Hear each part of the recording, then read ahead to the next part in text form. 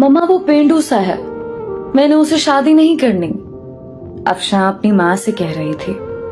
माँ ने प्यार से कहा, बेटी वो तुम्हारा कजिन है, अच्छा लड़का है, क्यों शादी नहीं करनी उससे। मम्मा वो पेंडू सा है, ना उसे कपड़े पहनने की तमीज है, ना उसे बात करने की तमीज है। मैं उसके साथ शादी नहीं करूंगी। अफशा, शादी तो करनी पड़ेगी, तुम राजी हो या ना हो। अफशा ने अपने कजन सारिम को कॉल की। सारिम, मैं तुमसे शादी नहीं करना चाहती, तुम शादी से इनकार कर दो। सारिम ने कहा, मैं माँ बाप की मर्जी के खिलाफ नहीं जा सकता, मैं तुम्हारे साथ जिंदगी भर नहीं रह सकती। ठीक है, तुम खुद इनकार कर दो फिर, मैं तो कुछ नहीं कहने वाला। अफशा ने जब देखा उसकी शादी सारिम से कर रहे हैं, उसने खुदकशी करने के लिए घर में पड़ी काफी सारी दवाइयां खा ली, अस्पताल ले गए, डॉक्टर्स ने मेदा वॉश किया, जान बच गई। अफशा ने अपनी माँ के सामने हाथ जोड़े, मम्मा मुझ पे रहम करो, मैं उस जाहिल इंसान के साथ नहीं रह सकती, वो भी गांव में। माँ ने कहा, बेटी सोच लो, हम सब जानते हैं सारिम बहुत अच्छा लड़का है, क्या हुआ जो वो इतना पढ़ा लिखा नहीं है, वो गांव में रहता है तो, लेकिन वो लड़का अच्छा है। अफशा के ना चाहते हुए भी उसकी शादी सारिम से करवा दी गई। अफशा ने बस समझ लिया कि अब जिंदगी बर्बाद हो गई, सारे ख्वाब खत्म हो गए, सब खुशियां जला दी गई हैं, सब कुछ एक जाहिल इंसान के हवाले हो गया। पहली रात थी। अफशा ने सारिम को कहा, सारिम तुम मुझसे शादी करना चाहते थे, शादी हो गई है, लेकिन मुझसे दूर रहो। सारिम मुस्कुराते हुए कहने लगा, ठीक है अफशा, आप इतना गुस्सा क्यों कर रही हैं। अफशा गुस्से से बोली, तुमने मेरी जिंदगी तबाह कर दी है सारिम। सारिम ने एक डिबिया खोली, उसमें चमकती हुई अंगूठी थी। उसने वो डिबिया अफशा के सामने रखी और कहने लगा, अफशा ये गिफ्ट आपके लिए। अफशा ने अंगूठी उठाकर साइड पे रख दी और करवट बदलकर लेट गई, रोने लगी।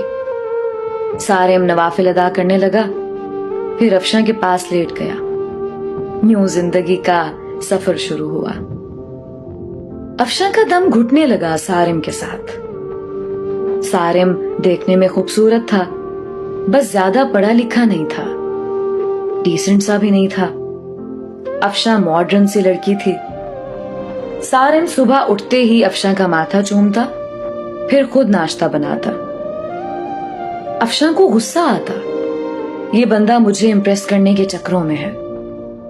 अफशा जब सारिम के हाथ का बना खाना खाती, बहुत हैरान होती, इतना मजे का खाना।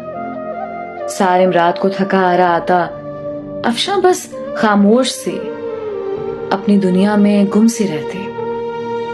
उसको कोई परवाह नहीं थी सारिम की। सारिम भी अफशा को कुछ ना कहता था।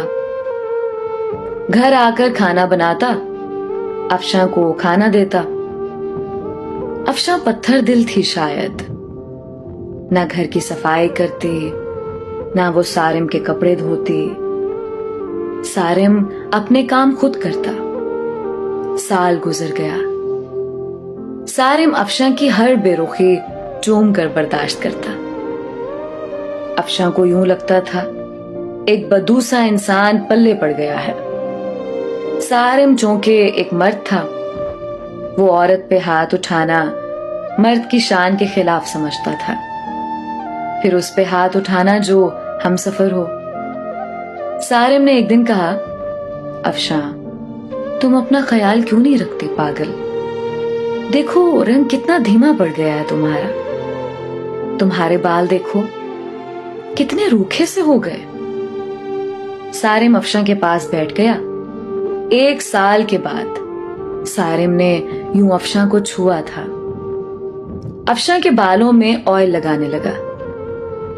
वो बोली, छोड़ दो मुझे सारिम। नहीं छोड़ूंगा। अफशा ने धक्का दिया। ऑयल सारिम के ऊपर गिर गया। अफशा जाने लगी उठकर। सारिम ने बाजू पकड़ा, पास बिठा लिया। मुस्कुराते हुए कहने लगा, अफशा, मैं यूं ऐसे आपको नहीं देख सकता। मेरा बाजू छोड़ो सारिम, मुझे दर्द हो रहा है। सारिम ने पास बिठाया। अफशा के सर में ऑयल लगाना शुरू किया। सर में ऑयल लगाया, फिर चेहरे पे स्क्रब करने लगा। अफशा खामोश बैठी। सारिम ने मुस्कुराते हुए कहा, चुड़ैल जाओ, अब शावर लेकर आओ और पिंक ड्रेस पहनो। मैं तुम्हारी फेवरेट बिरयानी तैयार करता हूं। अफशा हैरान थी, इतनी बेरुखी पे भी इतना प्यार करता है सारिम। अफशा शावर लेकर आई। आज चेहरे पे अजीब सी चमक थी। अफशा ने अपनी दोस्त को कॉल की, यार, सारिम ने ऐसे किया मेरे साथ। उसकी दोस्त ने कहा, सारिम अच्छा इंसान है, उसकी कदर करो। अफशा बोली, वो मुझे इम्प्रेस कर रहा है। उसकी दोस्त ने कहा, अफशा, किस्मत वालों को ऐसे मर्द, ऐसे हमसफर मिलते हैं। इतने में सारिम ने आवाज लगाई, जहां पनाह, खाना तैयार है, आ जाओ। अफशा मुस्कुराने लगी। आज बिरयानी से मजे की खुशबू आ रही थी। अफशा ने खाना शुरू किया। इतने मजे की बिरयानी थी, उसका दिल चाहा तारीफ करे सारिम की, लेकिन खामोश रही। खाना खाया, कमरे में सोने चली गई। सारिम ने बर्तन उठाए, वॉश करने लगा।